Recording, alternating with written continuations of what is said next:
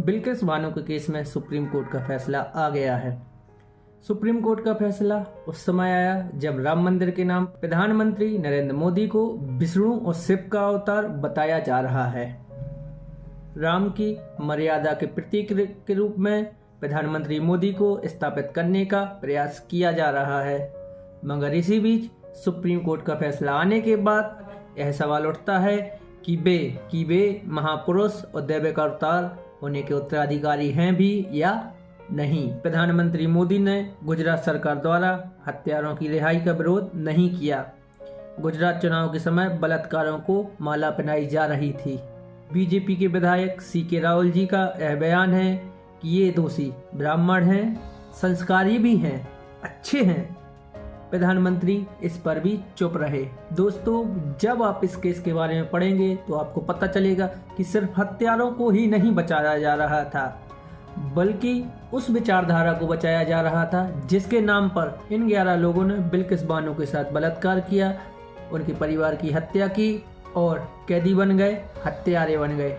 Supreme court ने आज इस विचारधारा को भी रंगे हाथों धर लिया है। अब सवाल सुप्रीम कोर्ट के फैसले से भी बड़ा है। मोदी सरकार को, अमित शाह को, गुजरात सरकार को बचाने के लिए गोदी मीडिया क्या कुछ प्रोपेगेंडा रचती है? क्या इस फैसले को घर घर पहुंचाया जाएगा या गोदी मीडिया राम मंदिर की कवरेज को ज़्यादा बढ़ा देगा ताकि राम को घर घर पहुंचाने के नाम पर बीजेपी की काली करतूतों को छुपाया जा सके? क्या यह सवाल करेगी गोदी मीडिया कि गुजरात सरकार हत्यारों का साथ देते पकड़ी गई? क्या गुजरात के मुख्यमंत्री से इस्तीफा मांगा जाएगा? क्या कोई कार्रवाई होगी? जिस समय इन 11 दोषियों की रिहाई हुई थी उस समय गुजरात के मुख्यमंत्री भूपेंद्र पटेल थे और आज भी हैं। क्या गोदी मीडिया प्रधानमंत्री मोदी और अमित शाह से सवाल करेगी कि इतने गंभीर अपराध के आरोपियों को छोड़ने के लिए केंद्रीय गृह मंत्रालय ने सिफारिश क्यों की?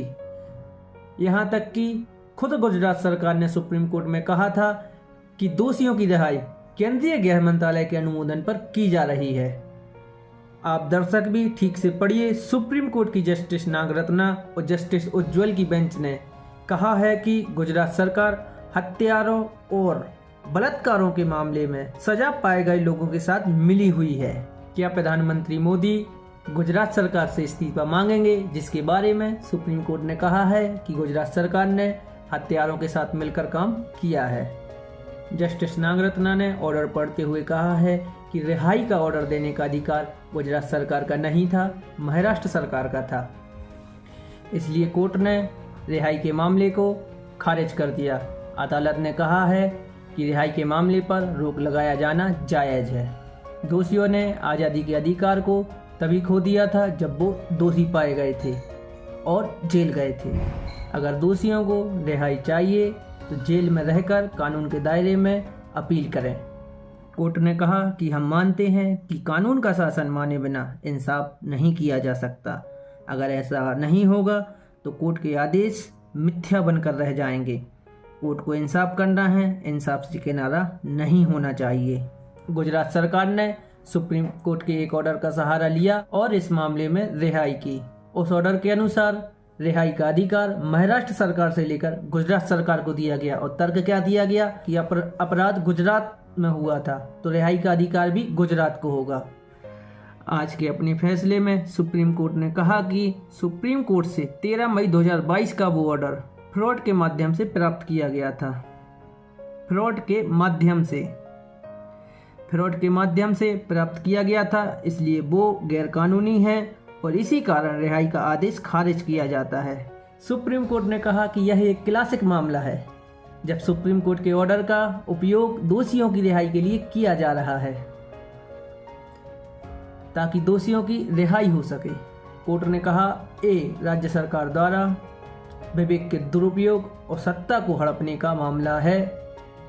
इस आधार पर भी इस मामले को खारिज किया जाना चाहिए। माननीय सर्वोच्च न्यायालय ने बिल्किस बानो के अपराधियों को जो राहत दी गई थी, गैर कानूनी राहत जो दी गई थी, उसके खिलाफ ऑर्डर दिया और उसको रद्द कर दिया। हम इसका स्वागत करते हैं। स्वतंत्र भारत में बाबा साहब अंबेडकर के संविधान में ऐसा कोई प्रावधान नहीं हो सकता जहां अपराधी का धर्म देखा जाए या अपराध के शिकार का धर्म या मजहब देखा जाए या जाति देखी जाए।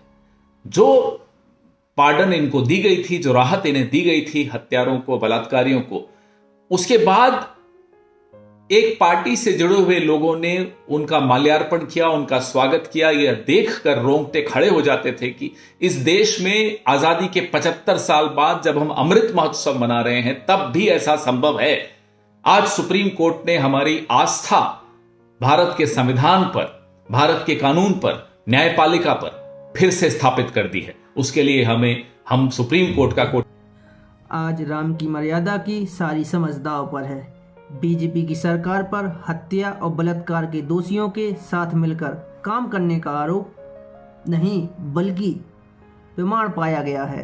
सुप्रीम कोर्ट ने गुजरात सरकार के फैसले को रद्द कर दिया और कहा कि सरकार इन हत्यारों के साथ मिली हुई थी।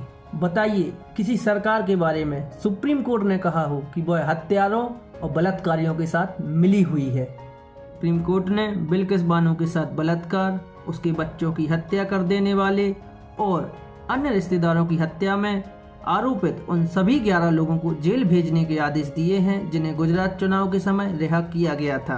उनकी स्वतंत्रता 15 अगस्त के दिन की गई थी। उस दिन आज़ादी का अमृत महोत्सव मनाया जा रहा था और अमृत और आज़ादी दी जा रही थी हत्यारों को।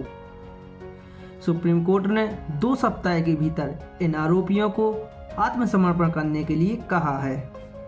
इस मामले में बिल्किस बानो बेशक मुख्य याचिकाकर्ता थीं, लेकिन उनके साथ तृणमूल नेता महुआ मोइत्रा, पूर्व सांसद सुहासिनी अली, प्रोफेसर रूपरेखा वर्मा, पत्रकार रेवती लाल ने भी 2022 में दोषियों की रिहाई के बाद कोर्ट के सामने अपनी याचिका दायर की थी, बिल्किस बानो का साथ दिया था। एक बार फिर से इस लड़ाई में वकील कपिल सिब्बल, वकील शोभा गुप्ता, वकील बिंदा ग्रोवर, वकील अभिषेक मनोज सिंघवी ने पौरवी की ये लड़ाई लड़ी। 2002 में गुजरात में हिंसा हो रही थी। बिल्किस अपने परिवार के साथ अपने गांव से भागी। सारे लोग झड़बाड़ जिले में शरण ले रहे थे जब 20-30 लोगों के झुंड ने उन पर हमला कर दिया था। इनमें से 11 वो थे जिन पर 3 मार्च 2002 को 21 साल की बिल्किस बानो के साथ गैंग रेप करने का आरोप लगा और सजा हुई। बिल्किस बानो उस समय 5 महीने की गर्भवती थी। उनका अजन्मा बच्चा मारा गया। आप नारी वंदना की बात करते हैं और चुप हो जाते हैं। बिल्किस की 3 साल की बेटी समेत परिवार के 7 लोगों की हत्या हुई थी। 2008 में इस मामले को ट्राई के लिए महाराष्ट्र भेज दिया। एक सेशन कोर्ट ने सभी आरोपियों को 302, 376 के तहत आजीवन कारावास की सजा दी। वहीं 2017 में बॉम्बे हाई कोर्ट ने सजा बरकरार रखी। 2019 में सुप्रीम कोर्ट ने 50 लाख मुआवजे का ऑर्डर दिया, सजा बरकरार रखी। 15 अगस्त 2022 को गुजरात सरकार द्वारा इनकी सजा कम करते हुए इनको समय से पहले ही रिहा कर दिया गया था।